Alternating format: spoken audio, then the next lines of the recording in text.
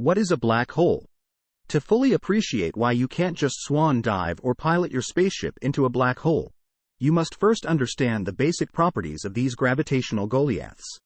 Simply put, a black hole is a place where gravity is so strong that no light, or anything else, for that matter, can escape. Black holes are aptly named because they usually don't reflect or emit light. They're only visible when they're feeding on stars or gas clouds that stray too close to their boundary, called the event horizon.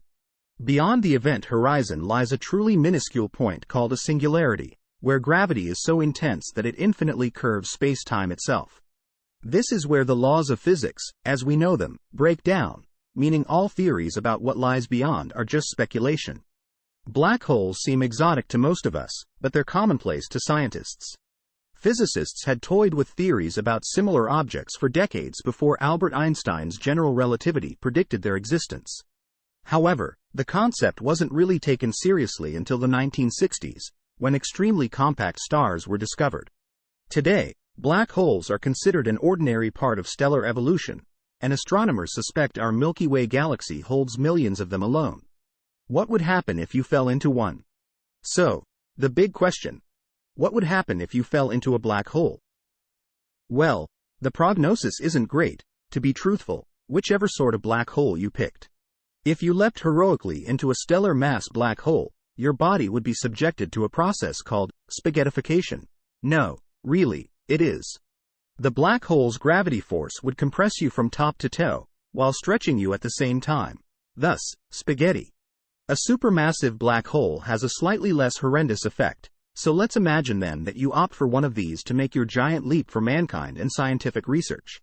Sagittarius A, pronounced Sagittarius A star, and abbreviated as SGRA*, is a supermassive black hole at the heart of the Milky Way, believed to be around 44 million kilometers across and containing approximately 4.31 million solar masses. It was discovered in 1974 by two astronomers, Bruce Ballack and Robert L. Brown, but remained unnamed until 1982. Your journey into Sagittarius A* itself would begin after you slip over the event horizon, the point of no return. You would be able to see out from inside, but no one would be able to see you because any light would fall back on you. The good news is that although the gravitational pull is much stronger than smaller black holes, the stretching tidal force is less, meaning you won't be turned into spaghetti. But the bad news is you wouldn't be able to get out. Or could you? Well, your hope lies in the theory of white holes.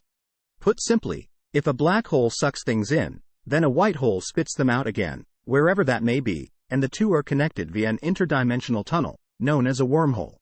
Or, it's also hypothesized, if you waited long enough, the black hole will turn into a white one, anyway. This process is thought to take billions of years, but there's no reason to be disheartened. Why? Well, due to the intense gravitational forces within, time would be speeded up for you so it would be over in a matter of milliseconds. Of course, at present, this is only a theory. If you want more proof of the inadvisability of swan diving into a black hole, consider the tidal disruption picked up by 3 NASA telescopes in 2014.